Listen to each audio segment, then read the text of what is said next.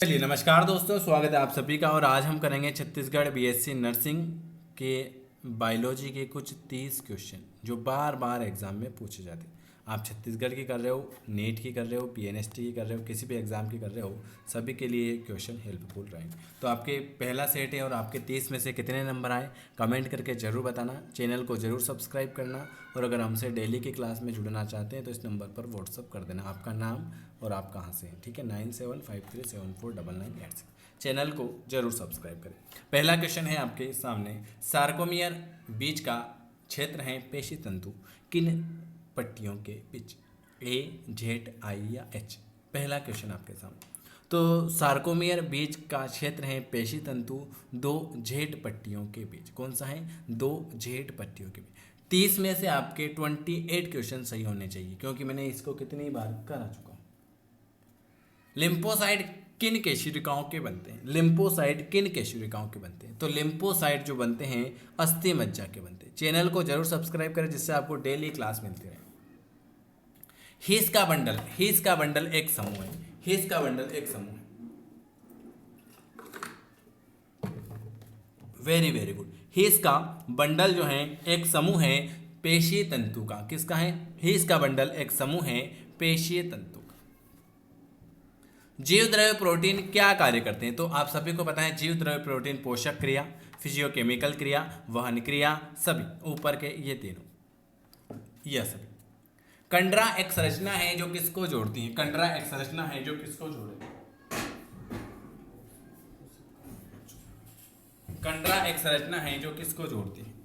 Very very good, बिल्कुल। कंडरा एक संरचना है जो एक पेशी को एक अस्थि से जोड़ती है।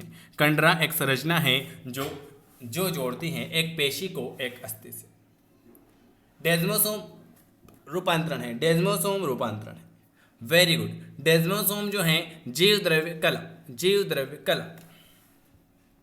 स्तन ग्रंथियां किसमें रूपांतरित होती हैं? स्तन ग्रंथियां किसमें रूपांतरित होगी?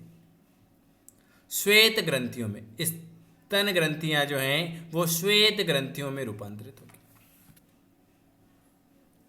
एक सामान्य मनुष्य के लिए लगभग लगभग कितनी प्रतिशत कैलोरी शक्ति रोज की आवश्यकता है?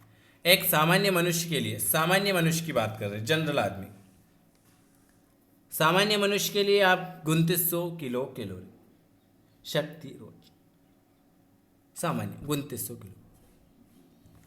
जिस प्रकार हाइड्रोक्लोरिक अम्ल पेप्सिनोजेन के लिए है, ठीक उसी प्रकार, जिस प्रकार हाइड्रोक्लोरिक अम्ल पेप्सिनोजेन के लिए है, ठीक उसी प्रकार एंट्रोकाइजिन टिप्रेनोसोन के लिए हो जाएगा। एंट्रोकाइजिन टिप्रेनोजेन के लिए हो जाएगा। कोलेस्ट्रॉल का निर्माण किसके द्वारा होगा? कोलेस्ट्रॉल का निर्माण जो होता है वो किसके द्वारा होगा? वेरी गुड, यकृत के द्वारा होता है। कोलेस्ट्रॉल का निर्माण जो होता है वो यकृत के द्वारा होगा। किस एक जोड़े के दोनों पारिभाषिक शब्द एक ही चीज को प्रदर्शित करते हैं? माइट्रल वाल्व, बाइस्पिड वाल्व, ये दोनों एक ही चीज को परिभाषित करेंगे। सोडियम और पोटेशियम आयन का अवशोषण कैसे होता है? सोडियम और पोटेशियम आयन का अवशोषण समीपस्थ संवलित नलिका। सोडियम और पोटेशियम आयनों का अवशोषण होता है डी वाला, समीपस्थ संवलित नलिका। बोमेस कैप्सूल की गुहा में जो द्रव्य इकट्ठा होता है उसे आप क्या कहते हो? बोमेस कैप्सूल की गुहा में जो द्रव्य इकट्ठा होता है उसे आप क्या कहते हो? रक्त प्रोटीन रहित रक्त प्लाज्मा। बोमेस कैप्सूल की गुहा में जो द्रव्य इकट्ठा होता है उसे रक्त प्रोटीन रहित रक्त प्लाज्मा। मस्तिष्क की गुहाओं को स्थानांतरित करने वाली कोशिकाओं को आप क्या कहते हो? मस्तिष्क की गुहाओं को स्थानांतरित करने वाली कोशिकाएं क्या कहलाती? 14 नंबर का, उसे हम कहते हैं इपेनडाइमल कोशिकाएं। कौन सी कहते हैं? इपेनडाइमल कोशिका। कौन सी संरचना केवल स्तनधारियों के मस्तिष्क में विशेष तौर पर पाई जाएगी? वेरी वेरी गुड, 15 नंबर का, बी वाला, कार्पस कैलोसम। कौन सी संरचना केवल स्तनधारियों के मस्तिष्क में विशेष तौर पर पाई जाएगी? माइलिन परत किसको ढकती है भाई? माइलिन परत किसको ढकती है? तंत्रिका तंतु को। माइलिन परत जो है वो तंत्रिका तंतु को ढकती है। कपाल तंत्रिकाओं में से कौन सी प्रेरक तंत्रिकाएं हैं? कपाल, ये है आपकी प्रेरक तंत्रिका। मनुष्य में ऐसी कौन सी कोशिकाएं परत हैं जो बार बार विघटित होती हैं और बार बार बन जाती हैं? बार बार विघटित होगी और बार बार बन जाएगी, वो हैं आंख की कार्निया, नहीं, गर्भाशय की एंडोमेट्रियम कोशिकाएं, जो बार बार विघटित होती हैं और बार बार बन जाती हैं। आंतरकरण में आर्गन ऑफ कोर्टाई जो रोम कोशिकाओं का वहन करते हैं, निम्न में से कहां पर स्थित होते हैं? आंतरकरण में आर्गन ऑफ कोर्टाई स्केला मीडिया में। कहां पर? स्केला मीडिया में। लाइसोजाइम कहां पर पाए जाएंगे? आज का आखिरी क्वेश्चन। ये आज मैंने आपको 20 क्वेश्चन ही कराए हैं। आप मुझे कमेंट करके जरूर बताना कि आपके कितने नंबर आए हैं, और अगर हमसे डेली की क्लास में जुड़ना चाहते हैं तो जुड़ सकते हैं। Very very good.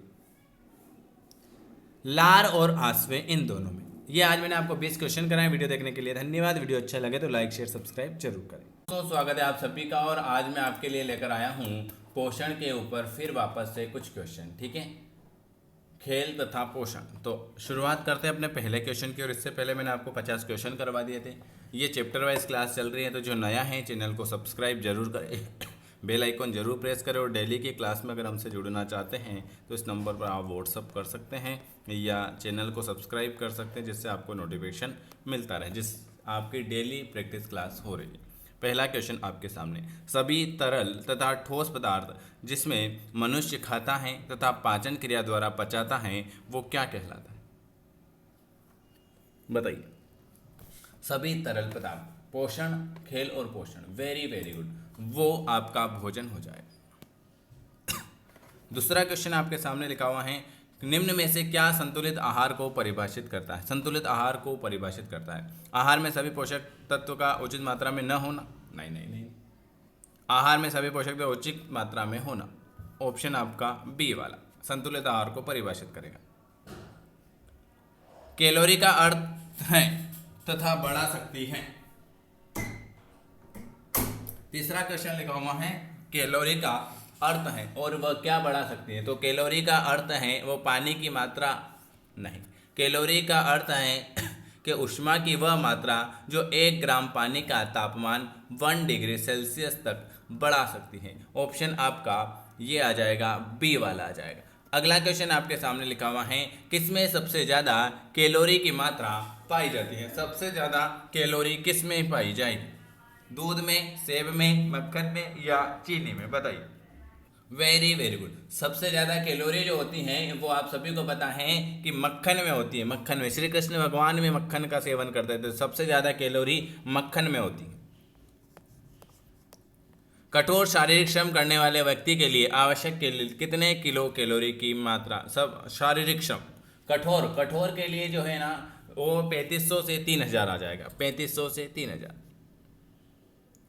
अगर गर्ल्स की बात करें थे तो 2500 से 3000।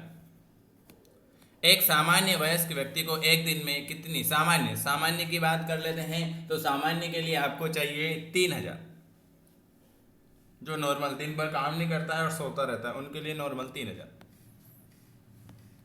भोजन में उपस्थित विभिन्न पोषक तत्वों का शारीरिक क्रियाओं के लिए उपयोग क्या कहलाता है? पोषण, पोषक तत्व, खाद्य असहनशीलता या अल्पाहार? भोजन में उपस्थित विभिन्न पोषक तत्व, उसे हम कहते हैं पोषण। ये सब क्वेश्चन एग्जाम में पूछे हुए हैं।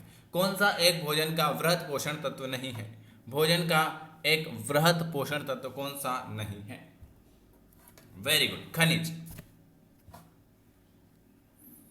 अगला क्वेश्चन क्या लिखा हुआ है आपके सामने, कौन सा एक साधारण कार्बोहाइड्रेट का उदाहरण है? साधारण कार्बोहाइड्रेट का उदाहरण कौन सा है? ग्लूकोज, सुक्रोज, लैक्टोज, यह सभी साधारण कार्बोहाइड्रेट का उदाहरण, ग्लूकोज, सुक्रोज, लैक्टोज, ये सभी। कौन सा एक जटिल कार्बोहाइड्रेट का उदाहरण है? जटिल कार्बोहाइड्रेट का उदाहरण कौन सा हो जाएगा? बिल्कुल सही, लैक्टोज, शलगम, गाजर, ये हैं जटिल कार्बोहाइड्रेट।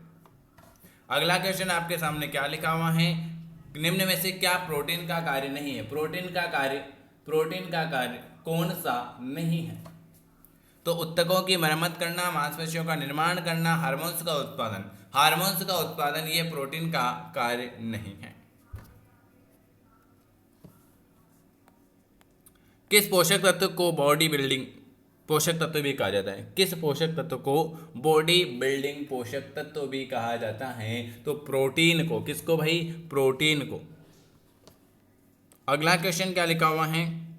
वे पोषक तत्व जो व्यक्ति के आहार में अधिक मात्रा में लिए जाते हैं वो क्या कहलाते हैं? वे पोषक तत्व जो व्यक्ति के आहार में अधिक मात्रा में लिए जाते हैं उन्हें वृहत पोषक तत्व कहेंगे।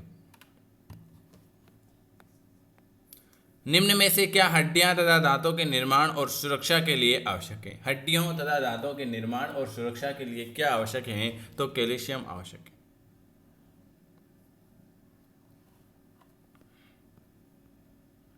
कौन सा एक संतृप्त वसा का स्रोत है? संतृप्त वसा का स्रोत कौन सा है? संतृप्त वसा का स्रोत हो जाएगा पनीर। अगला क्वेश्चन है, कौन सा एक असंतृप्त वसा का स्रोत है? असंतृप्त वसा का स्रोत कौन सा हो जाएगा?